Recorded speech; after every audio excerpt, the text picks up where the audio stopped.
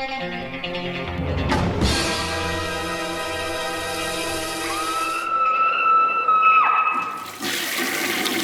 guys, what's up? This is a little bit special. This isn't your typical weekly video, although there will be one this week. This is something special for August. Anybody that follows extreme horror films or indie horror films knows Fred Vogel and knows that August Underground originally debuted in August 2001. So it is the 20th anniversary of August Underground. Yeah, the August Underground films are pretty much extreme royalty. When you go down that rabbit hole of kind of crazy extreme films, there's always a stop at August Underground. They have a certain unique quality about them that is kind of unmatched. Obviously, inspired by the scene in Henry with the videotape watching, or Cannibal Holocaust. It has a lot of inspirations, Blair Witch Project, but it manages to be completely original on its own as well. And it just was lightning in a bottle for when it was made. It just captured something that was really unique in the aspect that when you see something so awful in real life, you kind of share it. If you see like a work injury, a lot of times guys will share it. And August Underground is that as a film. If you see real life violence, sometimes you're so appalled that you almost have to share it with somebody. Just you don't want to see it, and nobody wants to see it, but they're just like intrigued to see it. And the August Underground films really captured that. So for this. For this kind of 20th anniversary, I went ahead and watched the saga in its complete. 4 hours and 26 minutes of August Underground, including August Underground from 2001, its sequel, August Underground's Mordum, which was made shortly after, and the finale, August Underground's Penance. So, yeah, and then there are a progression of stories. They're all kind of different in their own way. And there's also, after this, is going to be a hour and almost 2 hour interview with Fred Vogel about August Underground and other things like that. It's really fun. I hope you guys enjoy it. So I'm just kind of doing a brief introduction just so people kind of know what we're going to talk about here and talk about the films in general. The August Underground movies are movies that aren't made for everybody. And it's become one of these kind of these points where a lot of people love it. They think it's the most amazing piece of extreme cinema ever made, and so many people absolutely hate it. They write it off as garbage. For me, August Underground has set its place in history, you know, as many other horror films, and it will always be there. And there's not really much that a lot of people can do to change that, no matter how much they dislike it or love it. It just was lightning in a bottle, and it's just very effective and works very well. So, like I said, the first one was 2001. It basically follows the exploits of two kind of serial killers that are pretty unorthodox when you see as far as serial killers portrayed on film. Usually, you either get the 90s classic Hannibal Lecter style serial killer who's a brilliant mind but also terribly evil, which is most likely the most pretty inaccurate for a killer in reality when you think of the likes of gross monsters like Dahmer, Bundy, Gacy, Carl Panzram, Andre Chikatilo, all these kind of monsters that were just so disgusting and losers. They failed at everything they went forth. Sometimes they had success, but in reality, and at the end of the day, they were just kind of losers. So this kind of killer follows that kind of delinquent, juvenile kind of mentality where they probably started off with petty crime and kept elevating because they were thrill seekers, thrill killers, and just and kind of the line of somebody like a Carl Panzram or a Pee Wee Gaskins, and they kind of just are just destructive force of nature. And it goes between kind of mundane life of them visiting like a small little miniature village or going to a concert, in between these horrific, often one take murder scenes of people.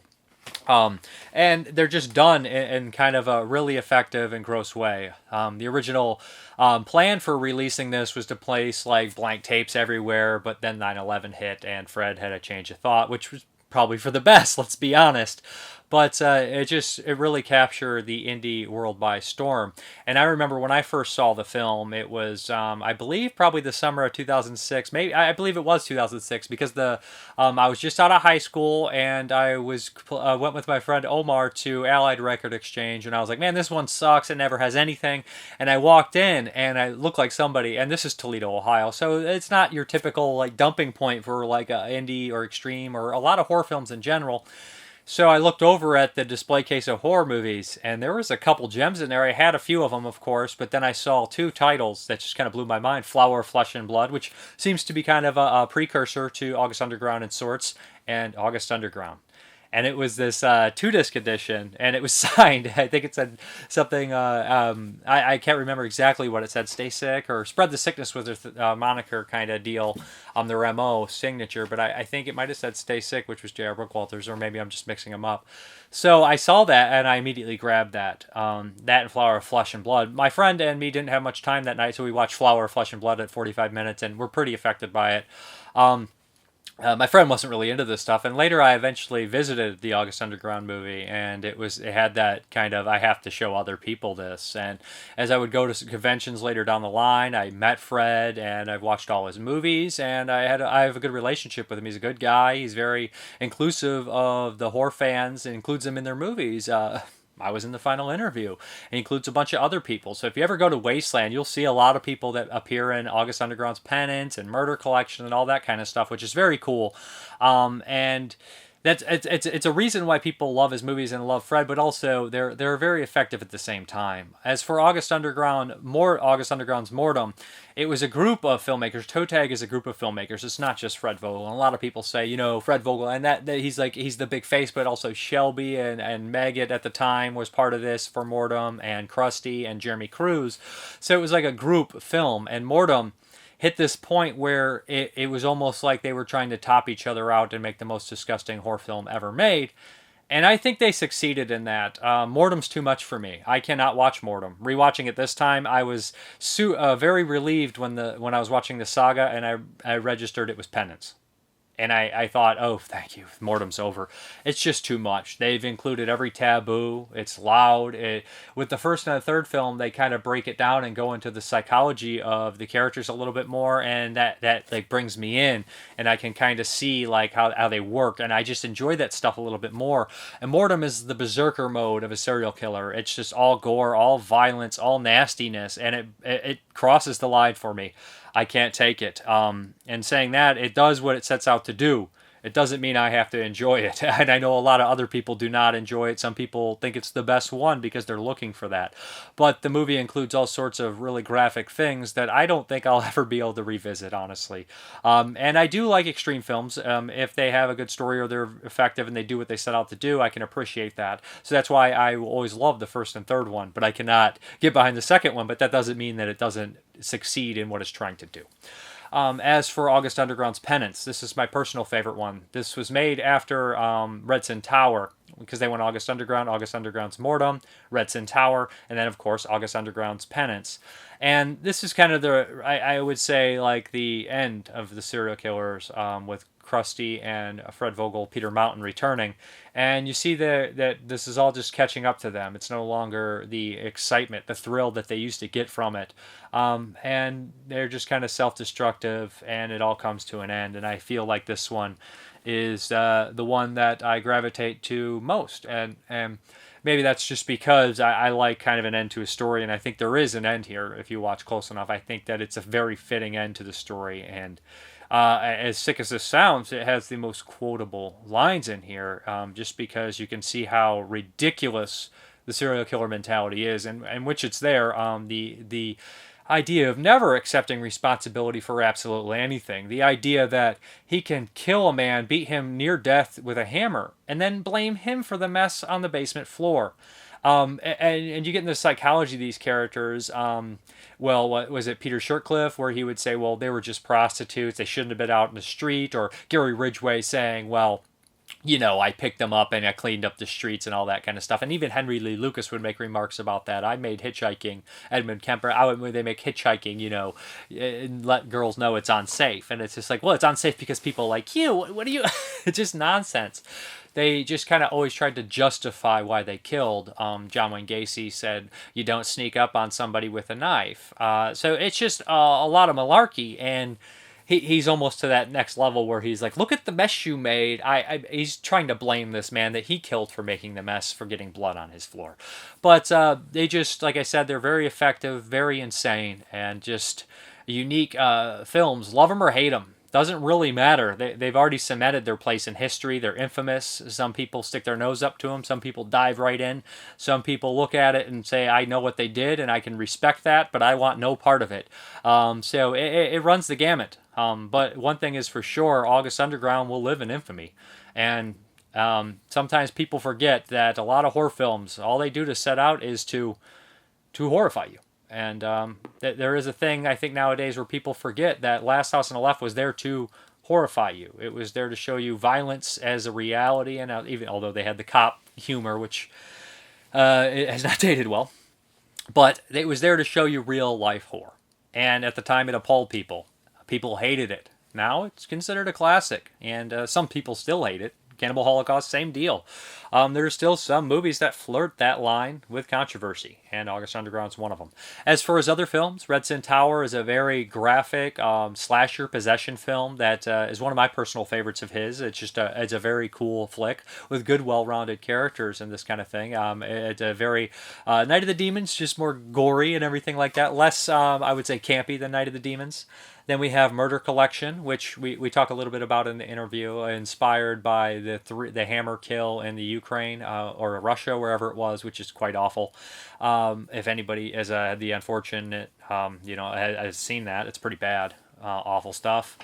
And Maskhead, which is a bonkers movie, and I haven't watched in a very long time. It has like kind of fetishism and violence and all mixed in there. Turcica, which is really a good family drama until it blows up into a crazy horror film with a really cool twist. And then we have The Final Interview, which I was lucky enough to be a part of, and it's Fred's newest film. It is there'll be a link below if you want to check this out and buy it. There's only 1,983 of these bad boys made.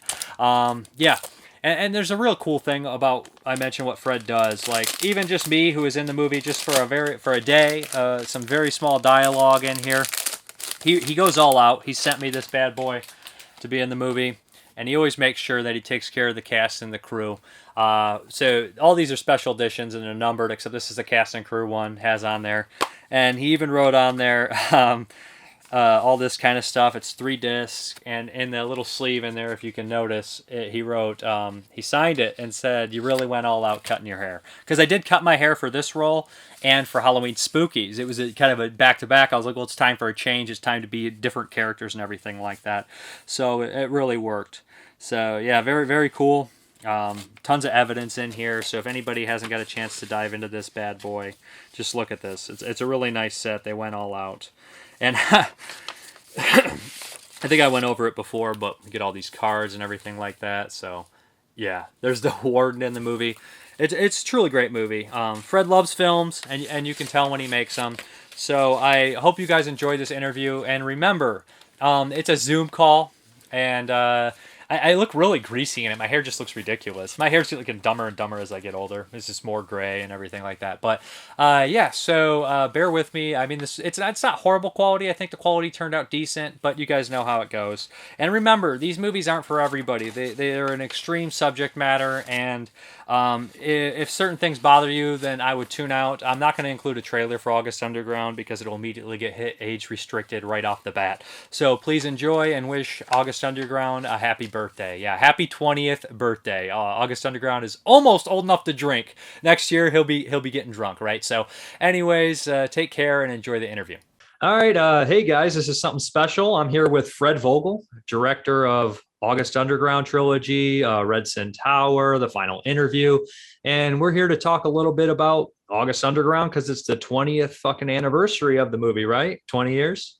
20 years. You still look great, man, after 20 years. Thank you. You know, it's drinking all that baby blood. Yeah. Does that keep you alive? Yeah, that and, you know, keeping the air conditioning really cold when I go to hotels and things like that. Oh, yeah, especially when you're not paying for it. Crank that sucker down.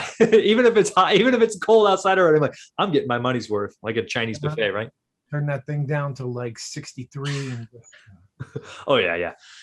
So basically, I know you've told this story a million times. I've heard a lot of interviews with you. I've talked with you, and I know that you probably got it down pat until like where it's like trained on like the stories and stuff. But you just want to give a quick, brief history of the August Underground films and everything, and who you are. Just so if there's anybody watching this channel that hasn't seen it, so they can just kind of get a glimpse or know what it is, just at the basics. Sure. My name is Fred Vogel, and I am the creator of August Underground and the August Underground trilogy. I made August Underground back in 2001. That's why we're talking about it, talking about the 20-year anniversary. The August Underground movies are, kind of like the personal home video of these sociopaths. And they were kind of just like the right movie at the right moment in time back in 2001. The second one came out in 2003, and then the third one came out in 2007. So they were, you know, shot on video, cinema verite style, very realistic. They've gotten me in trouble, and they're still, haunting me to this day. I imagine. With the realism, and it's what's really awesome about these movies, and especially the 20-year anniversary right now, is that they still keep finding people. And I feel very fortunate and very lucky to have created some art that has stand the test of time. And I'm just glad we're talking about it, and I'm glad I'm talking about it with you. Yeah, I'm glad I'm talking it with you as well. You know what? The one thing I have a script here, not really a script, just a loose script, but I was like, I knew I was talking to you. I was like, fuck it, let's just do. The one thing that I find amazing is when you, like you're saying, the right piece of history, right? So like Cannibal Holocaust was the right time, the right place, lightning in a bottle. Last House on the Left was lightning in a bottle. And the further it gets, I don't know, maybe it's just because I'm living in it, it feels really impossible to capture that lightning in a bottle. And I feel like August Underground might be one of the last lightning in a bottle extreme movies or that kind of film ever made. I mean, maybe Serbian Film is one of the last ones, and maybe Human Centipede 2. But how do you look back on that? Like when you look back on that movie, like every time you watch it, is it different? I mean, it's been a while since I watched it. But it just, just like I think how, Wes Craven felt about Last House on the Left and Diodato felt about Cannibal Holocaust. We're just making a movie. We didn't know what was going to happen. You're making something special. A lot of those movies were, kind of independent. And having the freedom to do what I wanted, and those guys to do what they wanted to do. And I think anytime you make a movie that has that just rawness and that freedom, something special happens there. It's not controlled by producers. It's not controlled by, money people. It's controlled by the filmmaker and the people making the movie and the people that are part of the movie. So I just think, that's really what the catalyst of, of the film is. Yeah, it's a very dangerous feeling film. Yeah. And the one thing I find a really good quality about it is how you leave enough air in it. There's like a mundanity, like in the film. I don't even know what mundanity is, but there's a mundane quality. It's sometimes like, hey, we're going to a concert, and your characters in the first one, especially, and the third one, I think it works better because they're both more personal. They focus on the characters, so you get more in the psyche of the characters, which is what I'm all about, right? I like the psyche of serial killers, and these aren't your typical serial killers. Dahmer and Bundy, they had like a degenerate juvenile quality. Imagine any serial killer does, but these guys aren't your typical. I feel like they're criminals that start light kind of criminals and just get into these more advanced, like thrill killers, but become these mass murderers like a Carl Panzram or a Pee Wee Gaskins, and they just don't give a fuck. I think they're just, they just fall down that well, and that's really where I wanted to go with it. I remember when I made the first one, just reading up on serial killers and studying them and just kind of, mixing my own cocktail of like what I really found interesting from the personas of a lot of these people, and making it my own, and putting me in there too. I mean, that was like a big part of it, as well as studying these characters. I mean, there's definitely the dark evil side that lives in all of us, and my dark evil side kind of like lives in the Peter Mountain character. And it was interesting and easy for me too, because like as the director of it and the main character, being able to like jump from Peter to Fred, was a really good no-brainer because I had to make sure everybody was safe. And I mean, that was like a big thing because like I'm all about safety, and I'm all about, this is art and this is making a movie. I was never about, hurting anybody or making anybody feel uncomfortable or putting people in situations where they wouldn't feel comfortable. Everything was explained and, well rehearsed and talked about. And, it's just that complete rawness of not having big, huge lights everywhere and a camera crew standing around and it's just me or the other characters and then the actors playing the victims. What I think really makes, you know, the performance is so good because, you know, none of these people were actors. Yeah. You know, I mean, barely, you know what I mean? But like nobody was really, you know, a thespian or anything like that, and just studied, oh, I want to be this actor and do this August Underground movie. It Get wasn't Vincent like Price that at in all. there. No, it was like the, you know, the first one we had a casting director on it. John Wisniewski, he was one of my students at the Savini School, and he ended up finding, you know, a few of the people. But by the time August Underground's Mordum and August Underground's Penance came out, that was all people who liked the first one and then liked the second one and then wanted to be in it. And it was like my gift to be like, hey, you know, you want to die? You've And been it was giving them that thrill of like, whoa, what am I doing? Because it looks so fucking real. Like, what's gonna happen? Is, you know, how does Fred do this? Like, is he gonna hurt me? Is he gonna, you know, it was just that nervousness. And I think my performance of, you know, going over the top and bringing out my character helped their performances, and especially with the other actors too, like, you know, Michael Schneider as Maggot and August Underground's Mordum, and, you know, Cristie Wiles Cristie, you know, and August Underground's Mordum and Penance as well. So there was two things I wanted to make a comment on. The thing is about your performance as the character.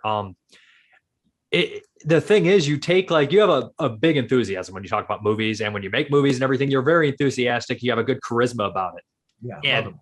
you take that into that character too. Like, you see that glint in his eyes sometimes, and it is you, but it obviously isn't you. And it's a good switch quality. And there's another switch quality within the movie too. I was getting out, and I trailed off with my ADHD about the mundane, because you'll have that mundane quality throughout the entire thing, and then it will just switch. And I just want to know, when you were sitting there editing and looking at points where you're like, well, we need to have some mundanity here, we need to have some violence here. How did you find that right, like, mixture? You know, that's real life. It's like watching, you know, a home video that you had when you were a kid. And again, growing up in that period of time where people had videotapes of just home movies and stuff, that's how they would be. It would be a birthday party, and then it would go to dad working on the car, or mom cooking dinner in the kitchen, or little Susie putting on a dress and doing a dance recital routine in the living room. Excuse me. So I wanted to have that, you know, and I wanted to be able to break up, you know, the violence, because I always, you know, always wanted that the violence to be so intense and so real.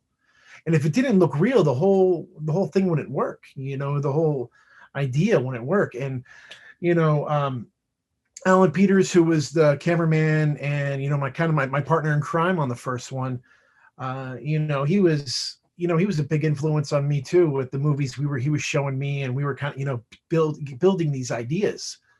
You know, you got to remember, like, at that moment in time, you know, I'm teaching at Tom Savini's makeup school, and, you know, I'm teaching college, you know, and I'm like the best probably in my, you know, the best at my game as a special effects artist, and just being so hungry to make a movie. You know, I kind of always took the Tom Savini route, because, you know, Tom Savini is such an Yeah. influence and hero of mine. And, you know, now he's one of my really good friends, and I cherish that. But, like, you know, he got into the business of being a makeup artist, and then was able and fortunate enough to direct stuff. And I thought that was kind of my way in. So I think, you know, once I laid the foundation of me being a special effects artist, I was able to, like, okay, now I got that down. Now it's time for me to make the movie. And I was making movies in college, little shorts with my buddies, and kind of honing the craft, learning, you know what I mean? I didn't go to film school.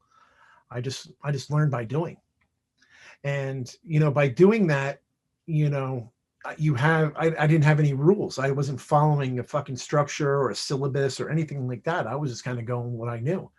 So when creating August Underground, um, you know, it was kind of like, you know, just having this freedom to paint whatever the fuck I wanted.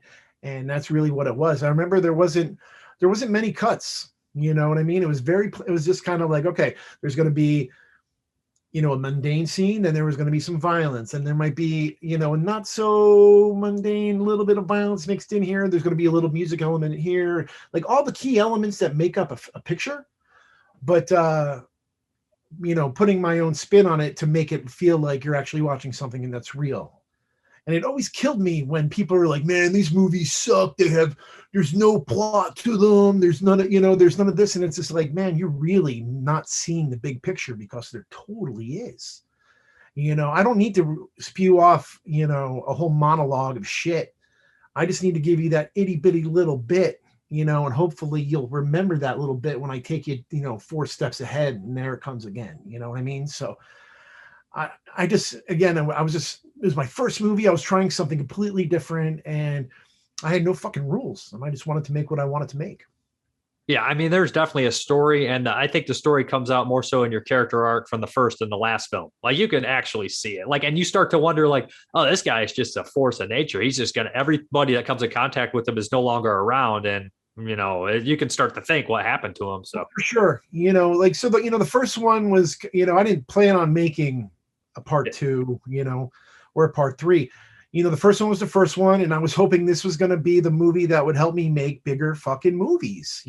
This, as like Wes Craven or Sean Cunningham or any of those guys, you make your little nasty little fucking art film, and then somebody recognizes you and gives you the opportunity to make something bigger.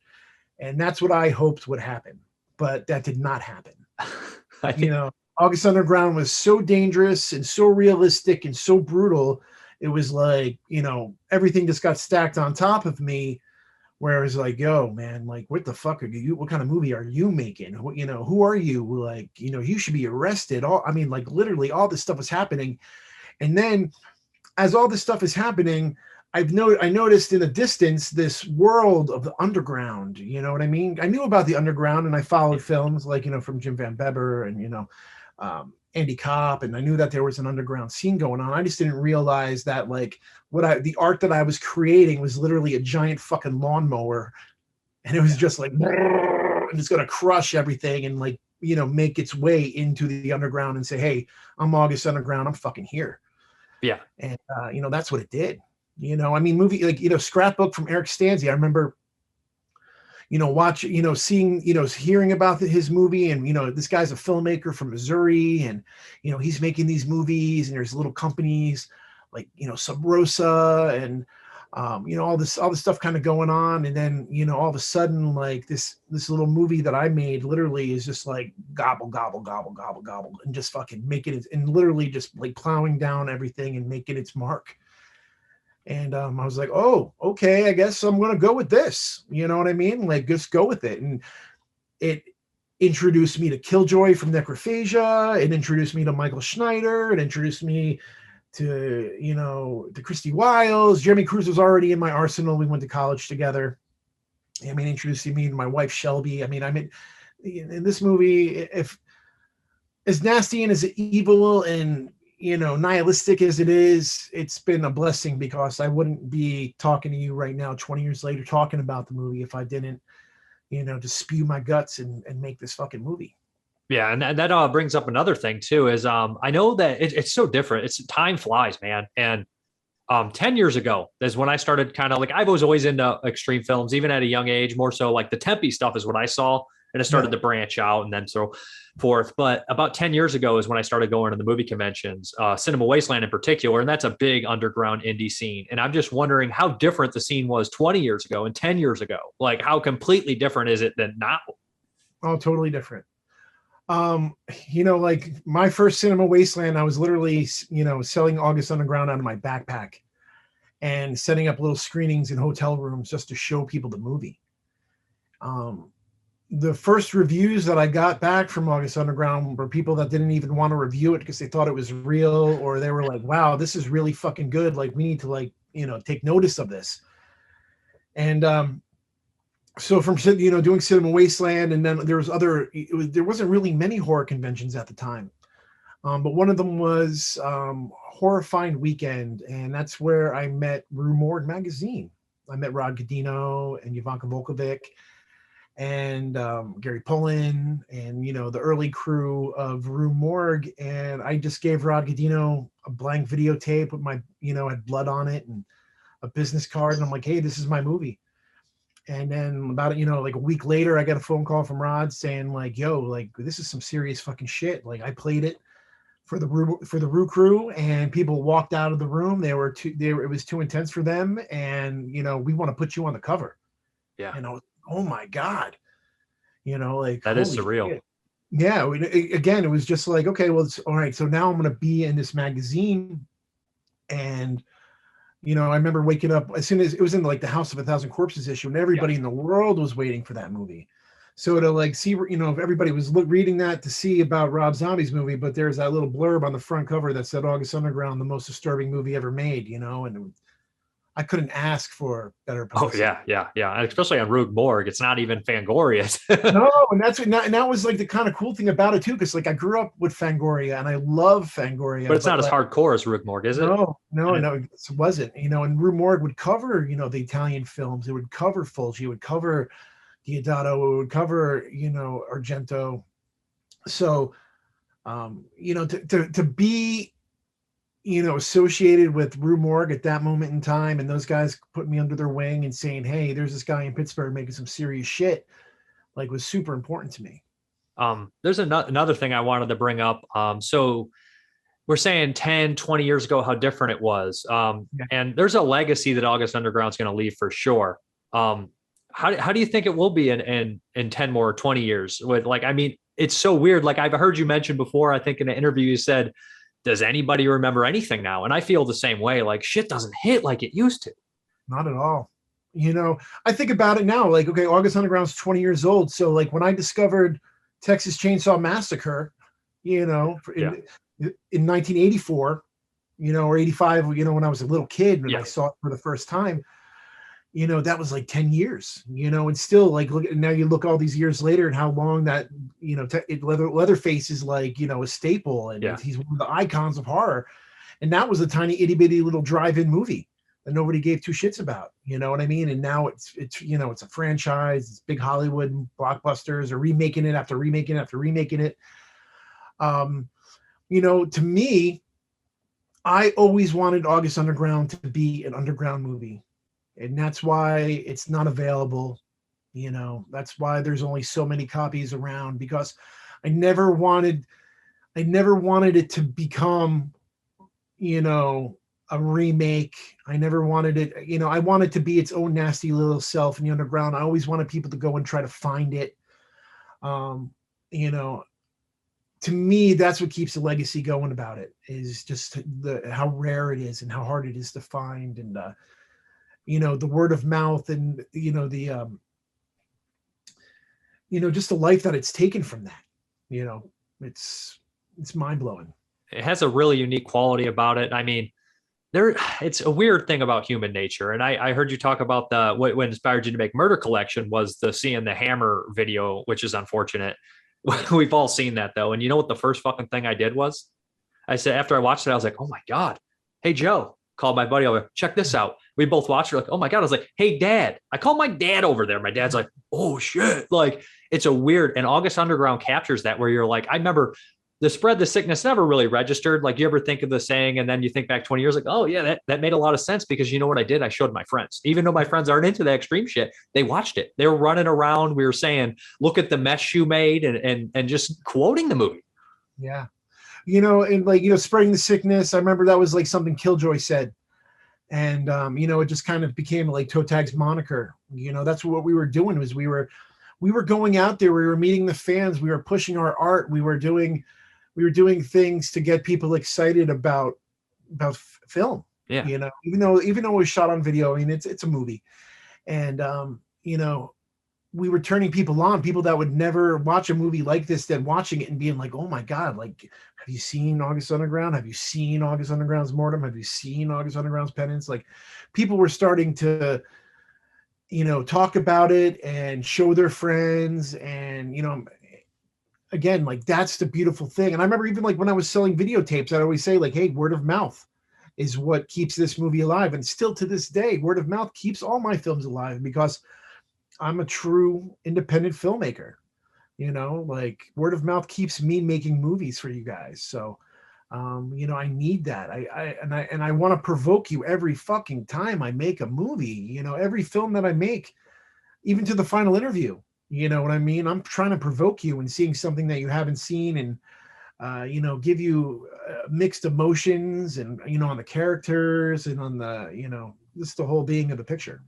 Yeah, well, you're also been really good about being very inclusive of people. You make, and I'm not saying this as like you makes a big deal. You make a big deal for people to watch things, and you're inclusive with it. You say that, this is huge, and everybody who's involved, you bring people in, you're very supportive, you're very nice. That helps a lot. And I don't want to badmouth anybody, but a lot of other people, I don't think, get that quality. They don't mean to not do it, but a lot of other indie filmmakers don't get that. That's why I think you've had a lot of success with just on an individual level too. Everybody knows you and everybody likes you. You know what I mean?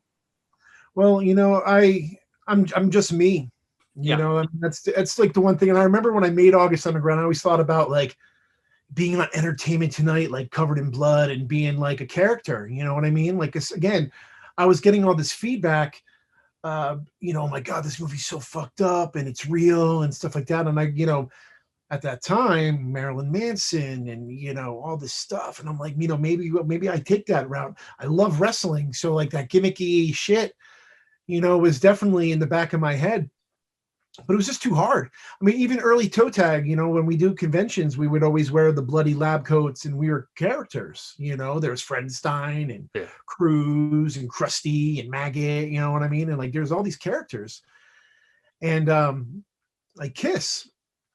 So, I mean, it was definitely something, but then I was like, you know what? It's a lot easier just to be me, and talk to people and, influence people. And, if they're making something, like help them, as a makeup artist, I always was so fascinated by like Dick Smith. And Dick Smith was one of those guys that was just like, hey, this is my blood recipe.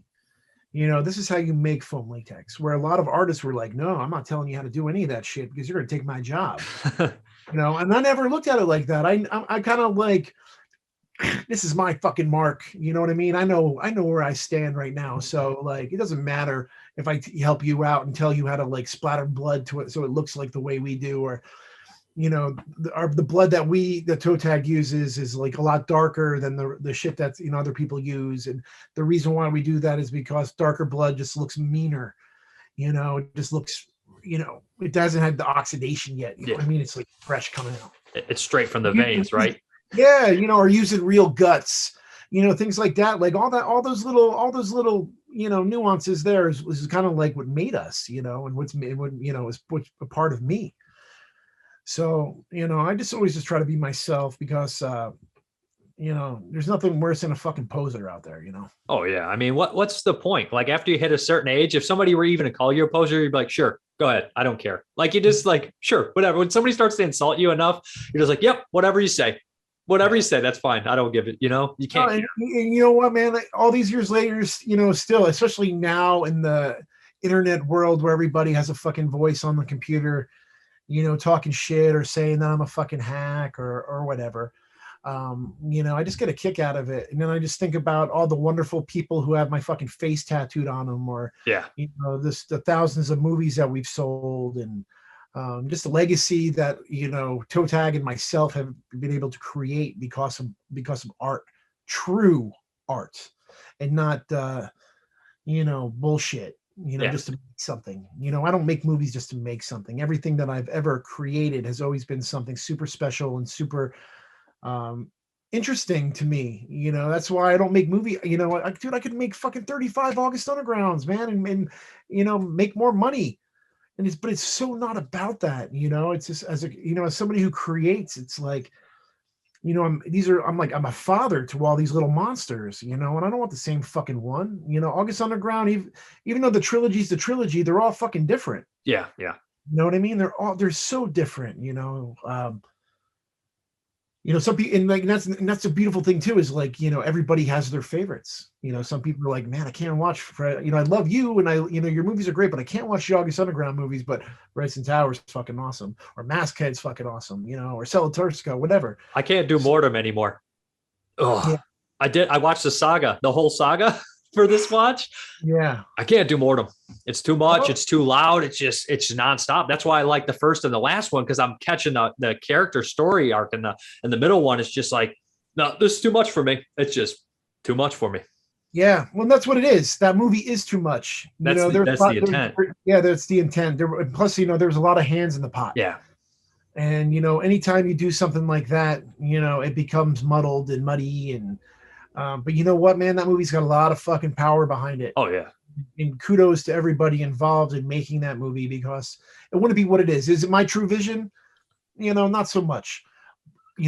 Penance, that's where I was able to like hone everything in That's my favorite. and just run in like, it was like, August Underground's Mordum's like this wild fucking stallion, man. It was just like going and trying to hold it and pin it down, and you couldn't do that. It was just so strong and powerful. With August Underground's Penance, I was able to grab that stallion and kind of, get him going the way that I wanted him to go and take him off the cliff, because I wanted that, I wanted that downer. Well, yeah, Mordum's the berserker mode of a serial killer, right? Oh, for sure. Like that Richard Miranda, like you're just running down the street naked, just somehow you don't get caught. No, it really was, and it was just like, okay, this is what we're doing today. Cristie's like, oh, I got this girl that's gonna let me throw up on her. We're like, all right, let's film that shit. That inspired a whole series of movies. Right. That's another beautiful thing about these, is like, I look at all the filmmakers that I've inspired with these movies, and especially the way we put them out. Toe Tag was one of the first people to, first companies really to be like, all right, this is an actual DVD and not a burn or anything like that. This is the real fucking deal. And our merchandising with our t-shirts and posters and everything like that. Like, I mean, we were fucking gung ho, and it was all us.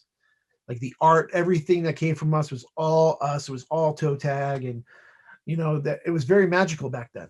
Yeah. Speaking of that, like all those different filmmakers, like I said, 10 years ago, there were so many more. Like, I feel like a lot of them are gone. They quit, or they passed away, or they just got out of the game or slowed down. What makes you stick around? Have you ever hit that point where you're like, fuck it, I'm just going to go work on other movies. This is too much stress. Well, that's what I do in my day to day. Yeah. I'm in the Pittsburgh IATSE 489 union. I work on big Hollywood movies and television shows. I'm working on a television show right now called Sprung for Amazon. Actually, a movie that I worked on called Sweet Girl with Jason Momoa is premiering tonight on Netflix on August 20th today. So, I'm very fortunate to work, on the big stuff, because it gives me the financial, stability that I need. It gives me the dental, it gives me the medical, it gives me the pension, it gives me all the stuff that Toe Tag really wasn't able to give me. Yeah. And as much as I, love the Toe Tag machine, it was, I always kind of relate Toe Tag to being an Audrey 2, and it just kept feeding and taking all the blood from us. And it was just so hard, because it was just, it was just really hard, because we're artists. We're not business people, like we didn't go to business school. Yeah. We're all fucking artists. And, we just weren't the best when it came to a lot of that, keeping, financially, we'd always bite off more than we could chew. We had a studio, we would have all this stuff. We bought screen printing machines, and we did all this shit because that's what we thought we can do, and eventually age catches up. And, I think back to the early Toe Tag movies. Toe Tag hasn't made a movie since 2010. Yeah. It's 2021 right now.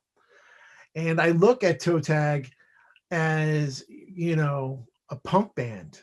We were kids, we all lived together. Jerami and Cristie lived with Shelby and I in a fucking house, so we could save money, so we can create our art and not have real jobs and just do fucking Toe Tag all the time.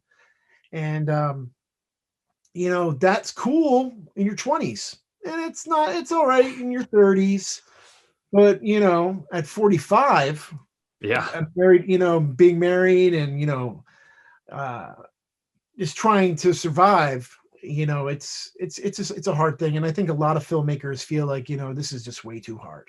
Yeah. But, the one thing, for me is I was put here to create art and make my movies. And if it takes 6 years, if it takes 10 years, if it takes 2 years, I'm going to continue making my art. It just, it's just when the time is right and I'm able to do it. And, again, like financially, it's coming from me. Yeah. It's coming from me. So. Well, that's a classic statement by John Ford. You make one for yourself, you make one for them, right? And that's the smart way to do it. Almost everybody has to do jobs they don't want to do. No, but nobody's a full-time filmmaker, like just on only your stuff, unless you're like Spielberg or something, right? Yeah. No, and that's the thing is like I fucking wish, and it's hard. Jeremy's in California, so like Jeremy Shelby and I, the heart of Toe Tag, we're separated right now, but we're being adults. Jeremy's working on fucking Black Panther 2 right now, and I'm working for Amazon and Netflix. And who would have thought, back then that we would be doing, this big stuff and not just doing toe tag, but we got bills to pay. We have these new lives that we have to live. The last thing I wanted, and as much as I love my friends, the last thing I wanted is to have, roommates and like living on top of each other, at 45. Like it's time for Shelby and I to kind of do our own thing and, live our lives. It happens naturally. Yeah. Like, yeah, you're right. In your 20s, you're like, I'm fine working at Big Lots and then just doing movies whenever I can and being like, live on. It's like, no, I want the money. I want the stability. And that becomes more important a lot. So it takes real dedication to continue doing what you're doing. Yeah. I mean, and that's what it was. It was, I got so many ideas and I've, I got a few scripts that are totally solid and they're ready to go. It's just that, right now with COVID, still like me working on the big studio projects, the money that these studios put into the keeping people safe and protected, there's no way I can do that. No. And why would I want to risk the health of people just to make a movie? You know what I mean? Like, I understand when you're Hollywood and you can fucking spend millions of dollars on, PPE and testing everybody. I get tested 2 times a week.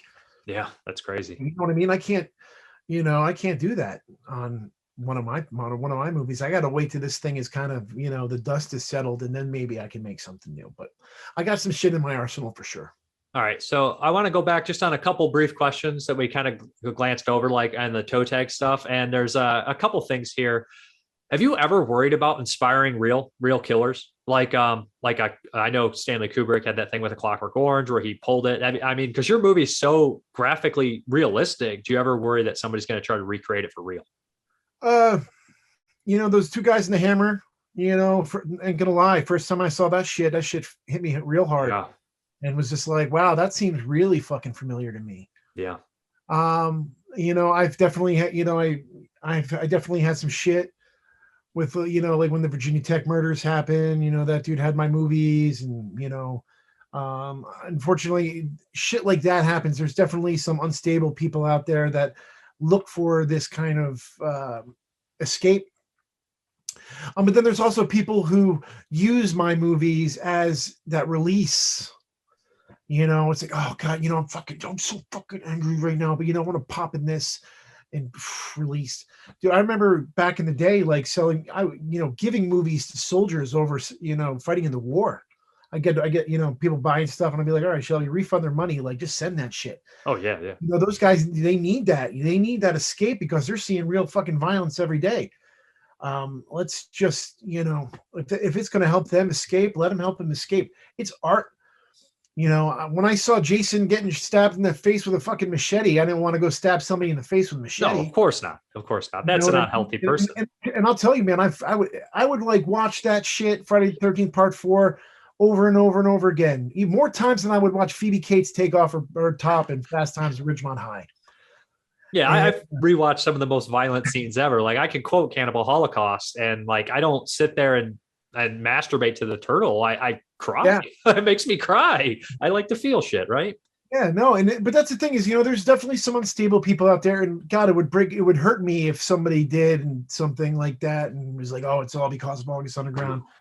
And that's one of the reasons too why I kind of want it to be what it is, and never, shove it out to the masses, because I think if it gets out to more people, it has more of that opportunity to, affect somebody like that. I think the people that search it out are the people that are just wanting to graduate in their, their horror education.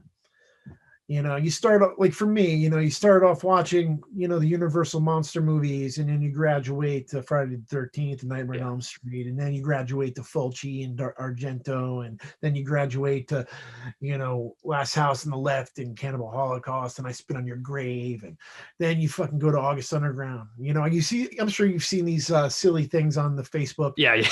Where the iceberg, whatever it is, it's like this is, the layers of shit. I mean, there's shit now that like I don't even fucking know what that stuff is. People are talking. Yeah. There's some stuff that I don't even want to give name to because I don't think people should be watching some of that shit. Exactly, and I think a lot of it is just, I remember like watching Faces of Death back in the day and being like, it's kind of like a rite of passage. Like, you got to see it. You got to watch that shit. The stuff nowadays, I mean, especially with the internet and, us seeing stuff from all over the world. And that's why, like, especially with Murder Collection, it was really important for me and Toe Tag to kind of show these different, cultures of violence. Yeah. From the Russian scene to the beheading scene and the pedophilia scene, all that stuff. Because that shit's all out there, that's a click away. But I wanted to like let people see it and know that they don't have to, that's not real shit, and they can like sleep better at night and not let it haunt them like the way watching some real fucking shit is. And it's just not cool. It's not cool. And one other thing about the August Under, did you guys ever think you went too far? And I know maybe some stuff in Mordum you think it was too much. Yeah, fuck yeah, I had to. I mean, I didn't have a line. I didn't say, okay, we're gonna, you know what I mean? Like it was. I remember. I tell the story a lot, especially with August Underground's Mordum. The end scene of August Underground's Mordum with the little girl in the bathtub and Maggot and stuff. And I remember watching that shit for the first time and just like, getting emotional because I'm like, we either created the most powerful fucking horror scene I've ever seen ever, or we're going to fucking jail. Because I've never seen anything. Nobody put something like that on fucking video, nobody. Like we came in and we did something that nobody else did, and it was just the pure rawness of these artists. Like you take four crazy amazing 4 or 5 amazing crazy artists and you let them loose. You let the inmates run the asylum, and that's kind of what you got. And I look back now and just be like, holy shit, would I ever do that shit again? Probably not. Yeah. But at, 25, 26 years old, not a problem. Yeah, fuck it. I mean, I know what you mean. Like even the stuff that I was in, I'm like, I wouldn't be doing that anymore. And that's like 5-6 years ago. I'm like, I don't think I could do it. I just wouldn't want to. There's a thing about a lot of extreme horror fans. And as a filmmaker, you've always showed, not saying I dislike any of the early stuff at all. That's not what it is. But as you've always progressed on your films, and sometimes I like the early stuff because it is that, like gritty and dirty and shit, and it just works perfect. But you've always progressed. Do you sometimes feel like a lot of the other fans don't, like the extreme fans, they don't progress with you, and especially when it gets to something like The Final Interview, which is horror movie or horror adjacent, but it's not exactly your Devil Horns extreme movie. I mean, that just comes with it. Yeah. Unfortunately, I'm super lucky to have, fans that have been with me since day one. And I'm going to say more have stuck with me than have given up on me. Yeah. It's everything can't be August Underground. Just the way it is. You know what I mean? Like as much as people out there might want it, still, I did it. And they're like, oh, the most extreme movies, and are you going to make anything more extreme than August Underground? Well, you're telling me the final scene of Maskhead isn't fucking extreme? Like that shit is brutal as fuck. You're going to tell me the deaths in the Redstone Tower are, soft? Fuck no. Even in The Final Interview, even though that's my thriller, you know what I mean? But when I came in with that violence, I did it a little different. Yeah. But it's still me. You know what I mean? It's still me. Like I make horror, even though it might not be your straight up killing kind of movies. I was never about that. I've always been about telling, interesting stories of darkness, these just macabre tales. Cella Turcica, Man, there's some fucking dude. There's more blood in Cella Turcica than there is in August Underground. August Underground has that Texas Chainsaw Massacre mythos where you think there's all this blood, and it's there's not. You know what I mean? There's really not. Cella Turcica, man, we're fucking ripping off the dude's jaw. You know what I mean? We're taking a beautiful girl and smashing her fucking head through a door, and blood's ripping her fucking head off. Like, come on. And people are like, God, some people don't even realize that I've made more movies. They're just so focused on the trilogy. That's crazy. And it's just like, man, this Final Interview is my 8th feature film. And to be a filmmaker and have that longevity, 8 movies, that's a lot, 8 quality movies. Not just something that I pulled out of my fucking ass and edited in a weekend and that was it. You know what I mean? Like, things take time, and I've always put the time in the production and making them look good, making them sound good, and I think that's where Toe Tag was different than every other independent underground horror movie company. Is our stuff was just a little bit more, had a little bit more, gravitas to it or something like that. Well, yeah, well, the special effects were always top notch too. You know what I mean? Jeremy Cruz is a master, and with him being a master at what he does, and me knowing special effects as well, and like I'm a special effects director, so like I know how it works. It's not like I just sit back and say, okay, Jeremy, like of course I trust him, and he was always the mastermind behind all that shit. But like I knew how it worked. I knew how to shoot it. We talked, everything was discussed. We knew how to put it together so it never looked bad. You know what I mean? All the effects always looked stellar. Well, yeah, you got to shoot the effects right too. I've seen some good effects that I felt like they don't cut right. They sit on it for like 30, 40 seconds. You're like, what do you cut away from that? Why the fuck am I seeing this for this long? Like, no. And you know what? And that's this is where Jeremy's the best, because I remember doing the Redson Tower. And when Becky gets that axe in her back, and we're doing the first cut, Jeremy's just like more, he just wanted to see her scream in pain more and more and more. And it's like, dude, we get, that's enough. We got to do that. But that's just his passion for that pain and that violence, and that he wanted to show. Because in real life, it would have gone on longer. But, again, we're making a movie. We got to keep the story rolling. But I totally get what you're saying. A lot of people just, it's rubber. If you show it too long, it looks like fucking rubber. Yeah. There's a one thing that I want to mention, because I don't think people know, like, I know because August Underground, it looks so low budget. People just assume like they always make that, oh, they didn't do anything. They're just fucking walking around the camera. It's like, let me remind you, you shoot a scene in one take that's 2 or 3 fucking minutes where there's actual action and moving. And like, I mean, I've been in low budget movies, right? That shit's fucking hard, just choreographing that stuff. If one thing goes wrong, what was the hardest one shot you had to do in those August Underground movies without breaking cuts? Oh, just thinking about, if there was an effect in the scene, how are we going to put the cut in? Where's the cut going to go?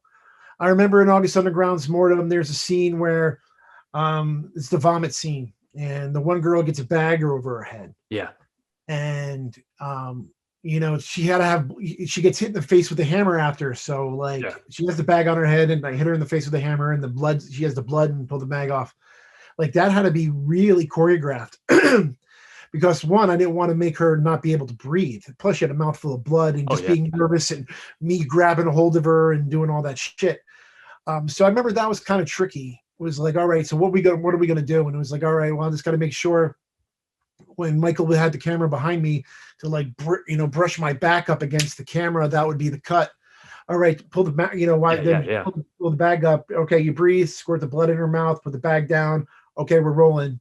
Go back and smack, boom, boom, we're done. It's done. Nice. But again, it's, that's all that problem solving and, knowing what you need to see is all stuff, I learned from the greats, Savini, Smith, Rick Baker, all those guys. Oh yeah. I know you're a big fan of all them guys. That's why I have a little fun thing. I have some questions just for fun at the end. You don't have to do them at the end, but one of them might get a little touchy because it's a special effects tournament artist. Okay. I just grabbed 8 guys and threw them in a bag. There was like 4 or 5 other guys I wanted. But I was like, 8 is a good tournament number. Got this little baggie here, 8 names in there. We're gonna have a tournament. We're gonna see who the best is according to you. The best, any modern guys. So it's No not going to be modern guys. no Okay. modern guys, nothing Oh, personal. no modern. No, just kind of like 80s and before. Gotcha. So curious what your favorite. I'm just going to say some of my favorite lines. They go to Penance has my favorite lines in the movies. But what are some of your favorite lines? Like one of mine is it's just such a some people would say it's a throwaway line, but it's good. It's like, you're not a cop. It's like, yeah, me 5-0. That's just such a beautiful line in Penance. It just stuck with me. And then the whole scene when he's messing with is it Anthony? Who's that? Is Anthony the guy who directed Revenge is their middle name? Yeah, Anthony Matthews. Yeah, where he's on the ground and Yeah, that's the most psyche delivering in there that I think your character gets. I think like just on that scene, I'm like, oh, I get it. I get this is the end. Like, I don't feel good either. Like, it's just like the one bit of sympathy is like, kind of right there. Yeah. Well, I mean, it was, like the movie was pretty much shot in order. So like Bill, having that decline and like knowing where I wanted to go with the character and know what to say.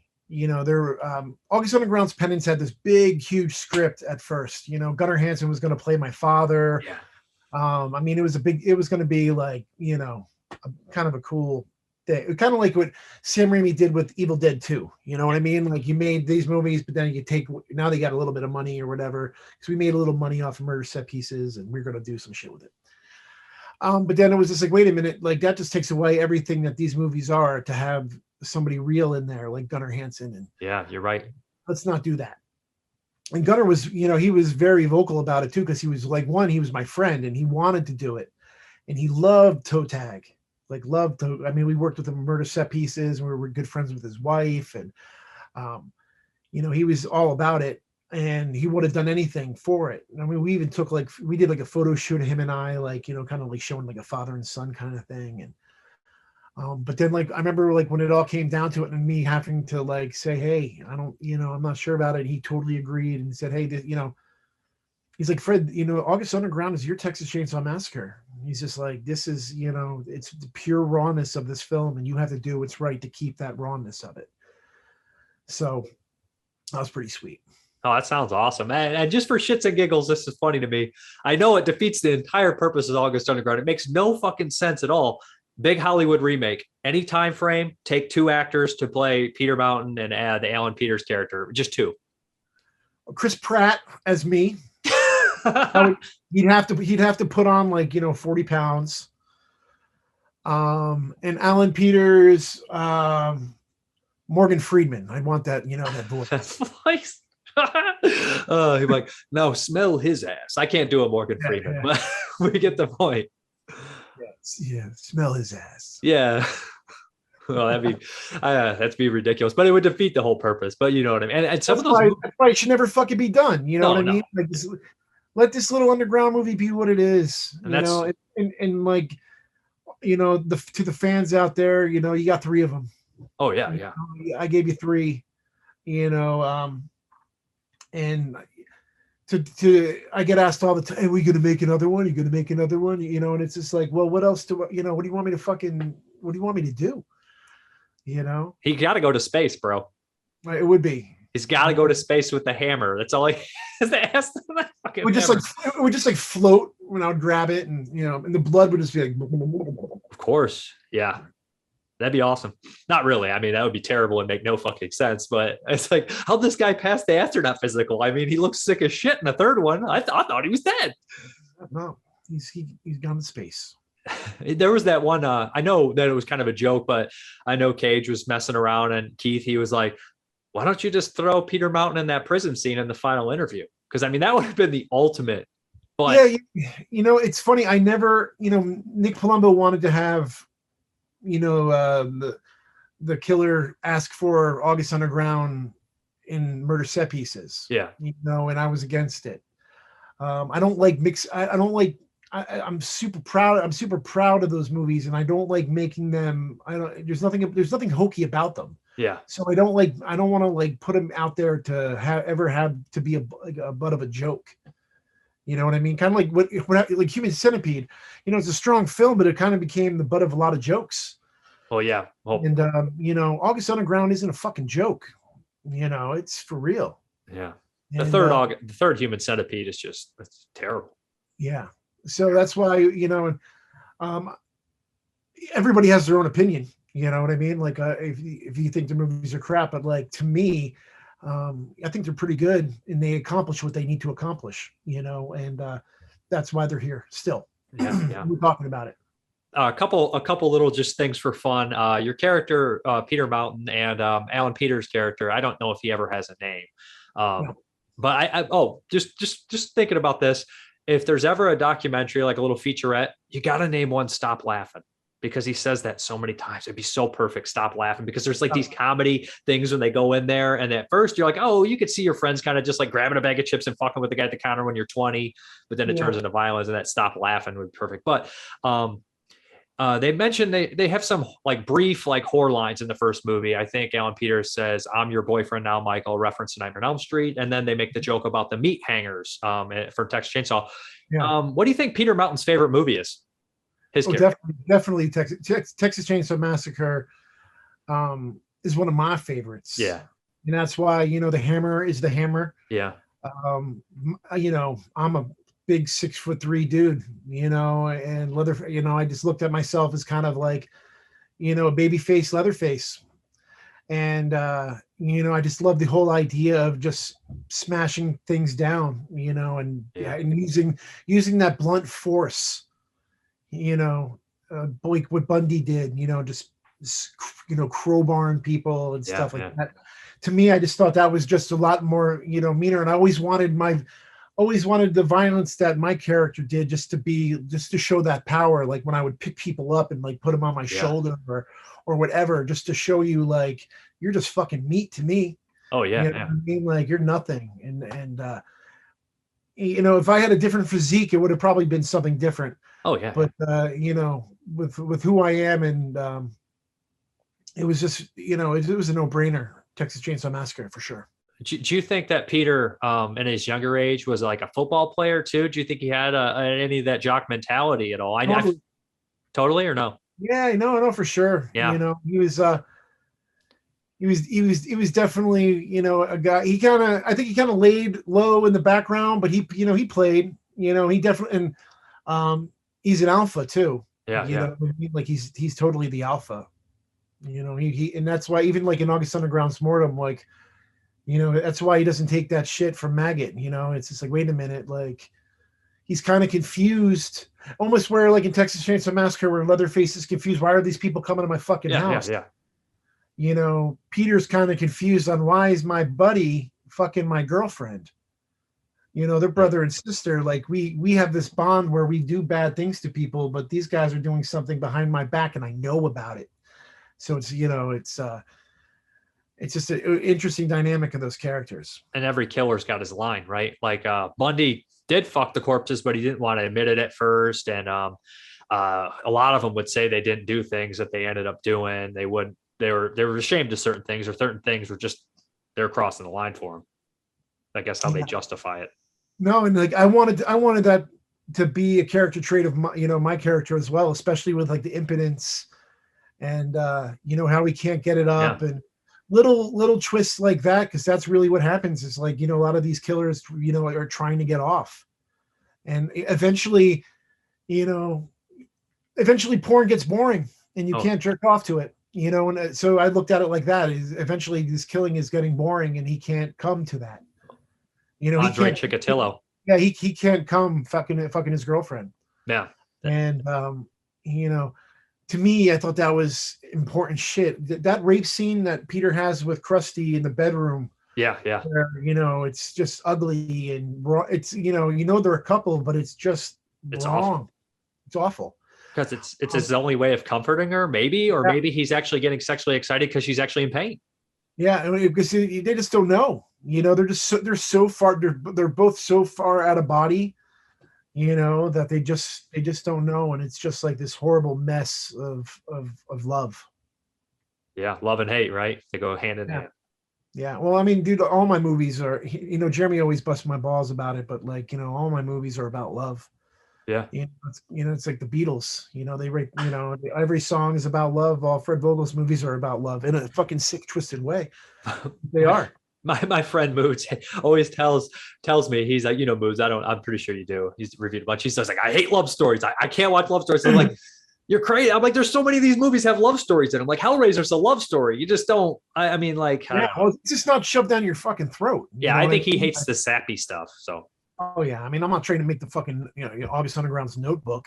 I know it's coming. I knew it was the fucking reference point. That's the movie that's become the reference point of sappy bullshit. Is Notebook. There's another question I want to ask you. I know you're a big film fan. So for you growing up, going down that rabbit hole of extreme films, what's the Mount Rushmore? What's the Mount Rushmore for you? 4 titles.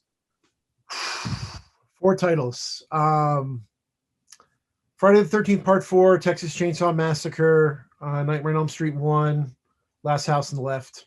What are the extreme ones? The extreme ones. Yeah, the ones that maybe possibly would you say are the catalyst for August? Okay, so Henry, Portrait of a Serial Killer, I Spit on Your Grave, Last House on Dead End Street, Last House on the Left. I knew those. I knew those are going to be it. I think just because knowing you, but man, it's hard to beat those movies. Really, they're so. I mean, Cannibal Holocaust is up there, but like man, there's nothing. The rawness of Last House on Dead End Street, or Last House on the Left. I remember becoming friends with David Hess. Yeah. And just like my mind being blown, like holy fucking shit, like Krug scared the fuck out of me as a kid, man. His face was just like this Roman, perfect. And it was just it was like this haunting fucking face, dude. And like it was almost scarier than Freddy Krueger. It kind of reminded me of Freddy Krueger without makeup, and he just kind of had that face. And there's something about faces that has always affected me. Like, I think that's why Frankenstein is like my favorite movie, because Boris Karloff's face is just, especially with the Jack Pierce makeup. Yeah. He's just so powerful. Stone, man. Strong features, and unfortunately I wish my face was a little bit stronger. It's gotten a little bit stronger over the years as I've gotten older, but like, the August Underground movies, I'm just like baby faced and round. Well, that works in a favor too, though, because you don't expect it. He's such an untypical killer that is not put in films, but there are those killers. They legitimately, a lot of those killers exist, and they're so falsely portrayed. Like in the 90s, they were like, oh, they're brilliant serial killers. Like, these guys are fucking losers. Like, they're losers. They're all losers. Like, their stories are failures. None of them were successful. No, and they all they end up all getting caught or all dying, or whatever. So. There's only one fucking Zodiac, all right? They're not all Zodiacs. Yeah. He was probably nuts too. He just was lucky, and the cops were lazy. Yeah, and that's kind of how I looked at with the characters from August Underground, is just that they just were so low. You know what I mean? They were just they almost kind of like gutter punks. Where they're just kind of just rolled on through, and nobody really took notice of them. One of my notes is actually gutter trash, which is one of my favorite kind of throwback insults.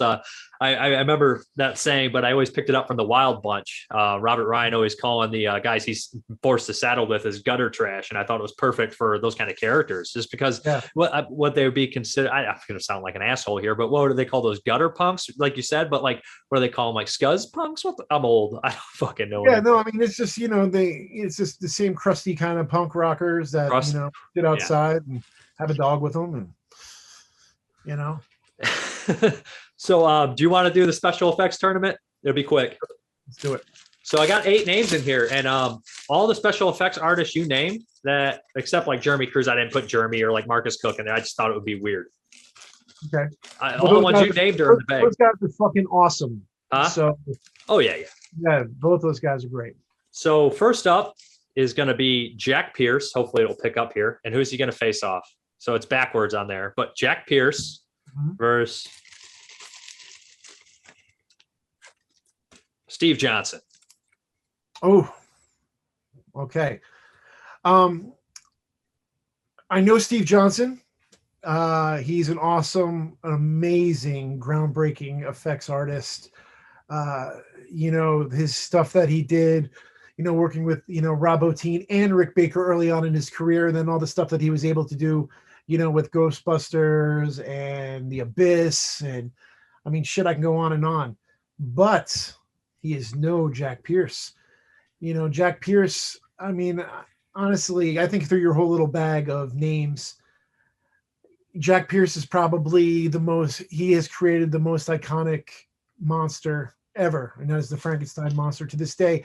When I teach, I teach for the Pittsburgh Cultural Trust sometimes, and I'll do demos and stuff, and I'll always bring my Frankenstein bust, and I'll go to these little city kids, who don't know crap about crap, but I'll be like, "Who's this?" And they're like, "Frankenstein." And that right there, for almost 100 years, 90 years this year, that makeup is still, so iconic that little city kids in Pittsburgh know who that is. So, yeah. Check it. All right. That's the first round. I mean, this winner of this one is going to actually face off against Jack Pierce. So we got Rob Bottin. Ooh, God. I'm bringing out the big dogs. I brought up a You are lot of bringing ones. up the big dogs. Okay. So, And he's not facing against Jack Pierce. He's going to face against this guy. okay. So sorry. Oh, that's a toughie. It's like his boss. He's going to go against Stan Winston.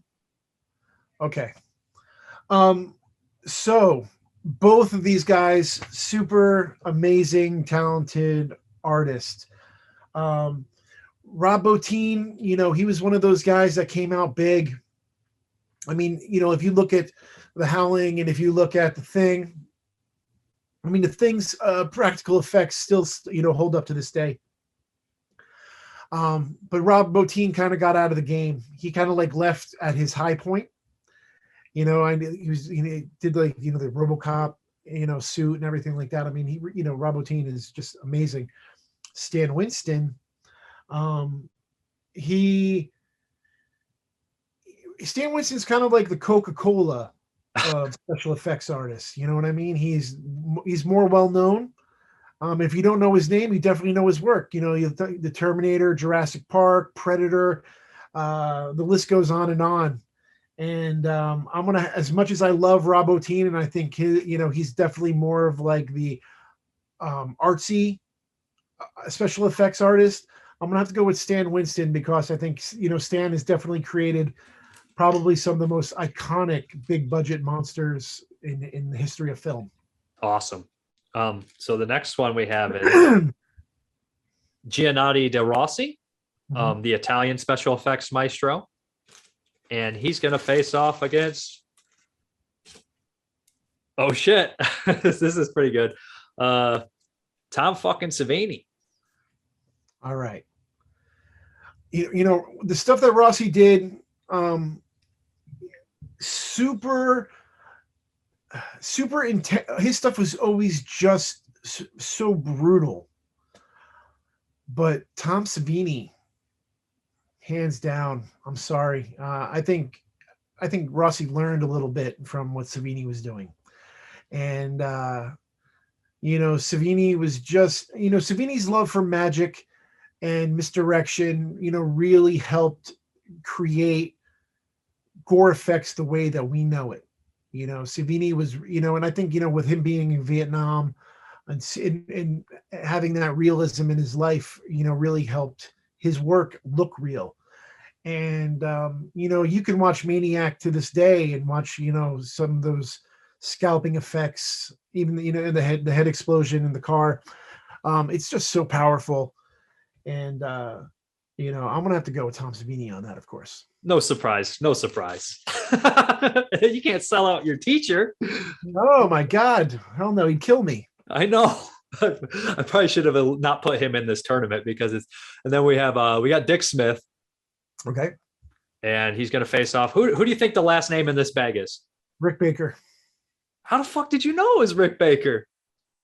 Who else can it be? I mean, right? I think I got the 8 from that time period or a little before. For sure. No, for sure. Okay. So this is a very tough one. So Rick Baker, he's like the cherry Coke. Better than, for me, I love Coca-Cola, but cherry Coke I love even more. And Rick Baker was the first special effects artist that I knew the name of, and it all stemmed back from Michael Jackson's Thriller, and watching Rick Baker create Michael Jackson's makeup and the wolf makeup in there and all the zombies. And I just remember, who's this guy Rick Baker? Rick Baker.